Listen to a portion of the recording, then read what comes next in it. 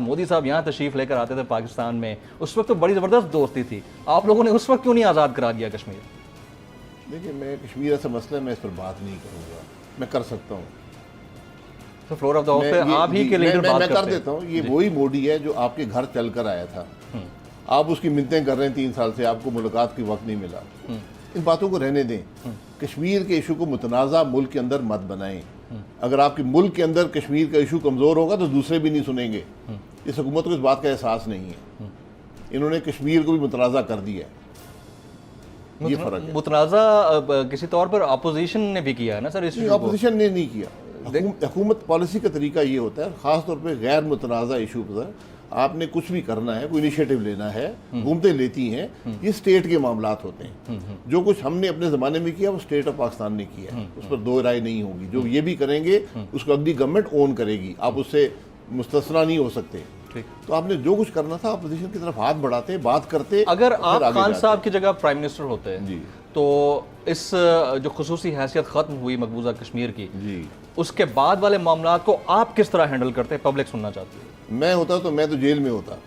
मुझे कहा जाता मोदी का यार ऐसे मिल के ख़त्म करा दिए। इतने अनॉयड हैं आप? मैं इतने नहीं हूँ, गुस्से में? मैं हकीकत की बात कर रहा हूँ।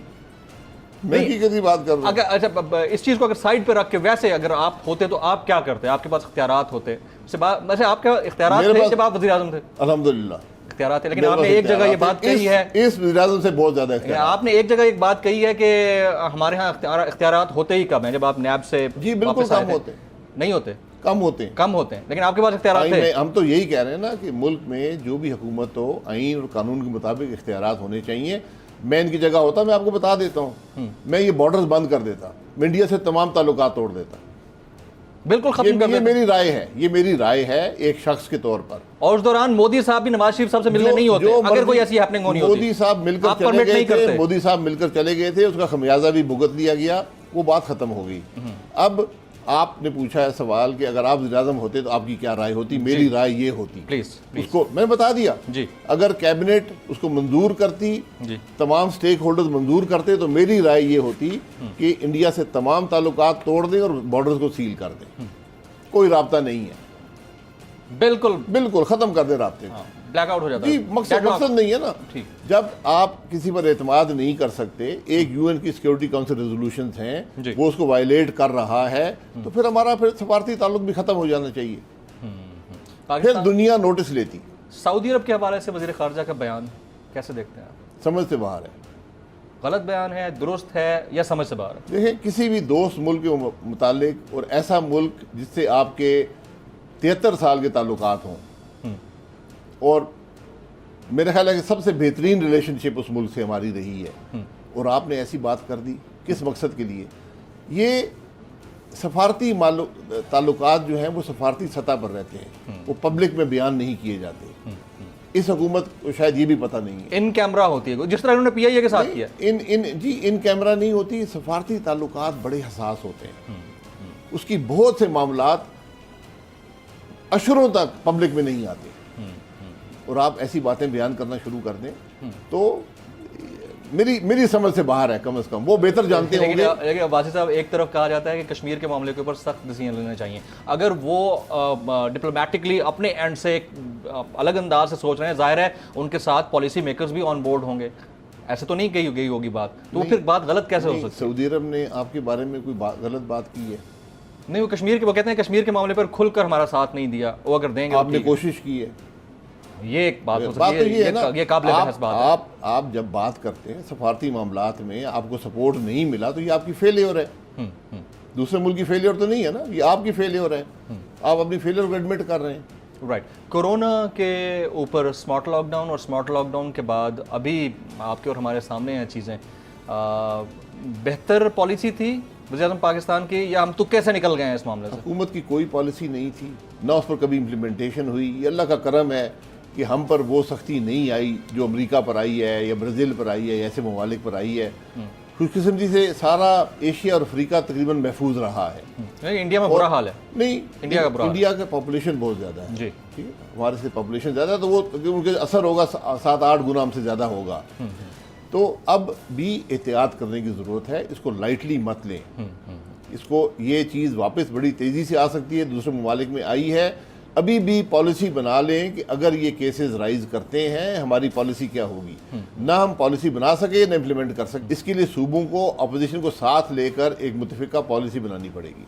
राइट। मोडीज़ ने पाकिस्तान की मुआशी सूरत हाल मुस्तहकम करार दे दी है, इसके ऊपर योर कमेंट्स बड़ा इंपॉर्टेंट है। आप प्राइम मिनिस्टर हैं, आपको लगता है कि ये चीज़ें जो हो रही हैं, हैपनिंग हो रही हैं, उसके बावजूद अगर इंटरनेशनल रिपोर्ट मेकर हमारे मुतालिक ये कहता है तो अच्छी बात है? जी, अगर मोदी हमारे आटे की कीमत कर सकता है, कम कर सकता है, चीनी की कम कर सकता है, बेरोज़गारी में कमी कर सकता है, तो मैं उनके साथ हूँ।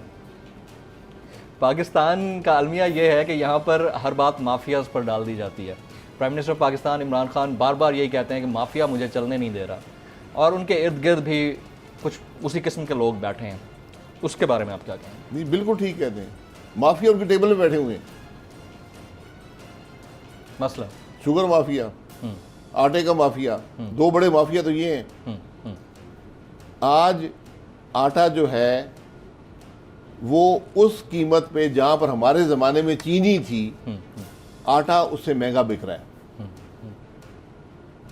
ये आप कभी सोच सकते थे?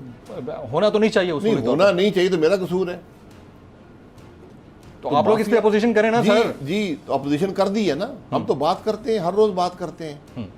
जब हुकूमत ना अवाम के मसाइल को समझे, उनको हल करने की कोशिश ना करे, तो उसका मैं तो जिम्मेदार नहीं हूँ ना, फिर हुकूमत जिम्मेदार है।